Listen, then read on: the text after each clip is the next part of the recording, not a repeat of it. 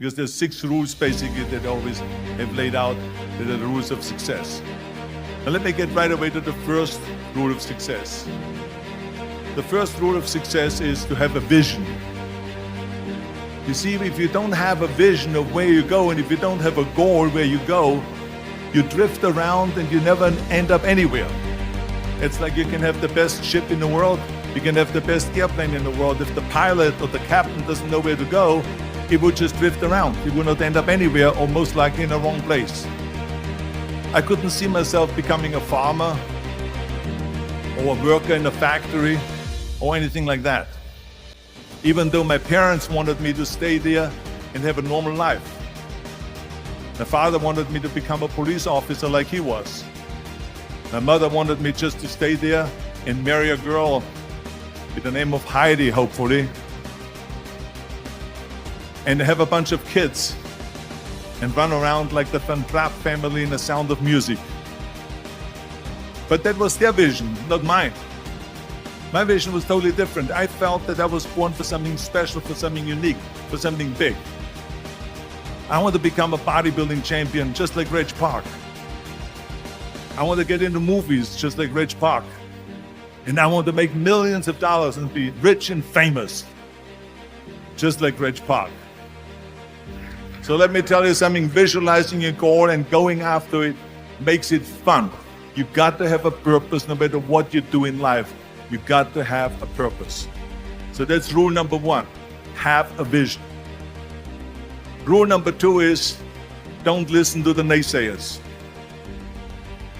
Don't listen to the naysayers.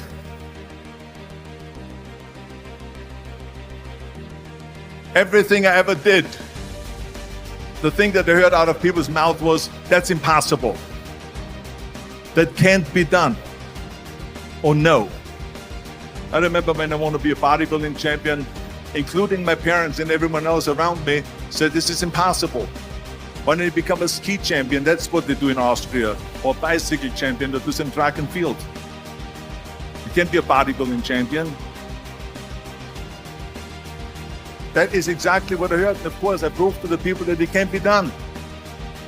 So whenever someone said to me, it can't be done, I heard it can be done. When they said no, I heard yes.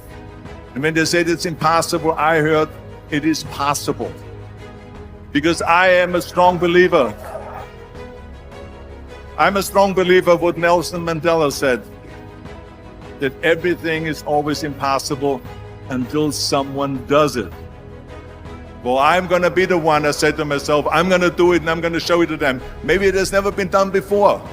That's perfectly fine with me. But I'm going to do it. And I did not listen to the naysayers. So this is why I say don't listen to the naysayers. And the next thing, the third point that I'm going to make to you is, before we sit down with Jürgen and talk about the rest of the 3, is work your ass off. There is no magic pill. There is no magic out there. You cannot get around. You have to work and work and work. I can tell you, I've watched the day for half an hour, Jürgen and his wife that put on this show, this great event here. They work their ass off to put this together. All year long they work and they work and they work. This does not come together by itself.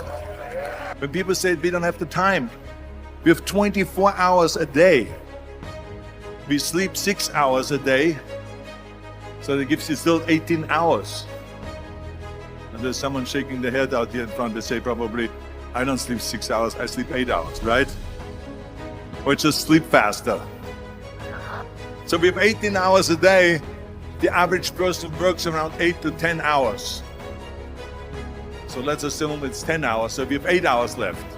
Then you travel around an hour a day, maybe 2 hours a day. So now you have still 6 hours left. So what do you do with these 6 hours? So you got to work hard. I mean, let me tell you something. When I went to America, I went to college. I went and worked out 5 hours a day. And I was working on construction. Because in those days in bodybuilding, there was no money. I didn't have the money for food supplements or anything. So I had to go to work. So I worked in construction. I went to college. I worked out in the gym, and at night from 8 o'clock at night to 12 midnight, I went to acting class 4 times a week. So I did all that. There was not one single minute that I wasted. And this is why I'm standing here today. I became very friendly with Muhammad Ali in the 70s. Muhammad Ali worked his butt off. And I saw it firsthand. And I remember that there was a sports writer that was there in the gym when he was working out and he was doing sit-ups. And they asked him, how many sit-ups do you do? And he said, I don't start counting until it hurts. Now think about that. He doesn't start counting his sit-ups until he feels pain. That's when he starts counting. That is working hard. As a matter of fact, I believe what Ted Turner said, work like hell and advertise.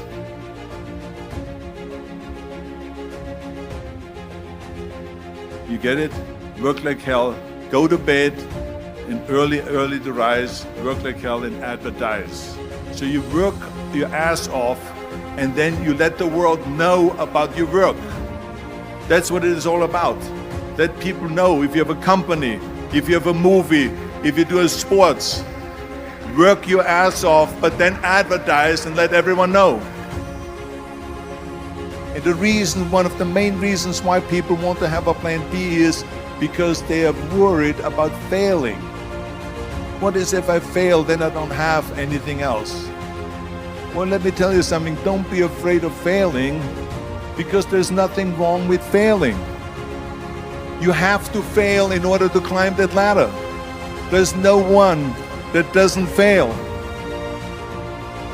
What is not okay is that when you fail, you stay down. Whoever stays down is a loser. And winners will fail and get up. Fail and get up. Fail and get up. You always get up. That is a winner. That is a winner.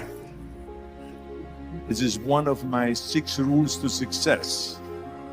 You can only feel complete as a person if you think about what can you do for your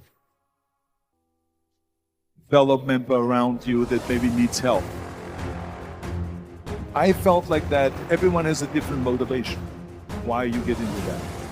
I was an immigrant going to America, and I saw how America was the most generous country in the world. I mean, they opened up their arms to me, they helped me, they invited me for Thanksgiving dinner. The people, they brought me, the bodybuilders in the gym brought me plates to my apartment because I had no plates, I had no silverware, I had no bedware, I had no pillows, I had no blanket, I had no TV, I had no radio, I had nothing. They brought it to my apartment.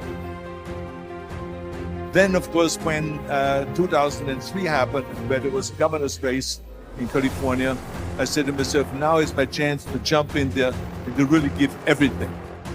And people said to me, he says, are you crazy to run for governor? When you're governor, he says, you cannot go and make movies anymore. I said, well, duh. I mean, I know that you can't run the state and make movies. Of course not. He says, well, you would lose all these millions of dollars. I mean, you're getting 20, 25, $30 million a movie, you would lose that. I say, I don't care. I say, all the money that I've made is because of America. My success is because of America. Everything that I've accomplished is because of America. I say, so for me now to give something back for 7 years and not to make money makes no difference to me. I say, I'm going to do it. And I jumped in the end of the race and did it. And let me tell you something. I'm not poor because those 7 years I didn't get paid. I'm perfectly fine. And it made me feel good that I could give back to America. I remember that everything I did always needed help. Think about it when someone says, Arnold, you're the greatest self-made man. I said, you can call me anything you want. You can call me Arnie, you can call me Schwarzy, you can call me Terminator, you can call me Governator, but don't ever call me self-made man. I said, because I did not get to that point by myself.